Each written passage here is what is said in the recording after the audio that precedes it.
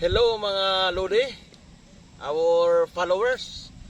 Nandito tayo ngayon sa Dreamscape Hill sa Purok Uno, Balay Catalina sa Catabis Bago. Owned by Pare Morris.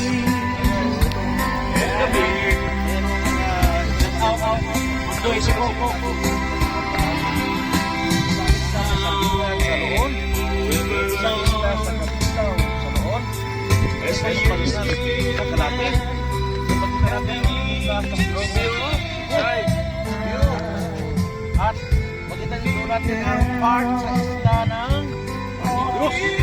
Yun, kapila. At sa ibang bahagi, makita natin ang mga bukirin sa doon. Yun ang view overlooking here. Hello guys! Hello mga Lodi! Nandito ngayon tayo sa Dreamscape Hill, Balay Catalina sa Catabis Bago, Lower Bohol. Makita natin ang islas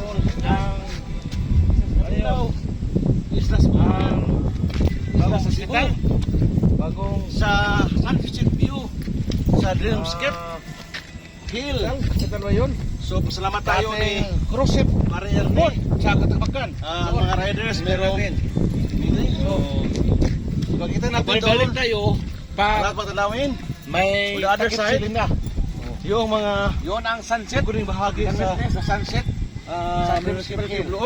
So mamaya pag tayo sa may takip silim na Dreamscape the Twilight Hill. So ito salamat tayo Isgan na mag-meeting sa so makita natin ang riders kulay rito. So yun muna mga Lodi. Magandang hapon sa lahat ng followers natin. So nandito tayo ngayon sa Dreamscape Hill sa Purok Uno, Balay Catalina, Lower Bohol. Makita natin ang view sa baba. Yung mga tatlong isla sa Calapi, sa Pagangan, isla sa Kasalingan, isla sa Cabilao, at makita natin ang buong isla sa Cebu. So dito sa Dreamscape Hill, maganda pag mayroon kayong oras to relax, you can hold your meeting here. So puntahan natin yung pinaka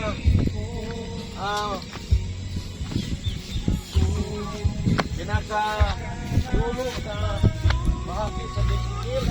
Mayroon silang heart, may ilaw, ibang kulay. So it's a perfect place to relax here.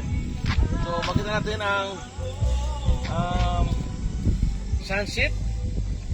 So ito ang heart na makita natin.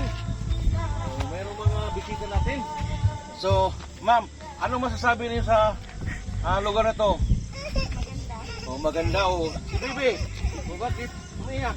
So yun ang tinatawag na heart. So mamaya iba't ibang kulay ron. Isa pang kulay dahil hindi pa gaano na hindi pa maliwanag pa. So punta natin sa sentro. Yun ang pinaka-sentro. Ang isla sa Sandingan and Cabilao, isla sa Pagangan sa Calapi, at buong isla sa Cebu. So pag mayroon kayong oras after working hour or holiday, welcome to Dreamscape. Time to relax here. Preskong hangin, walang aircon.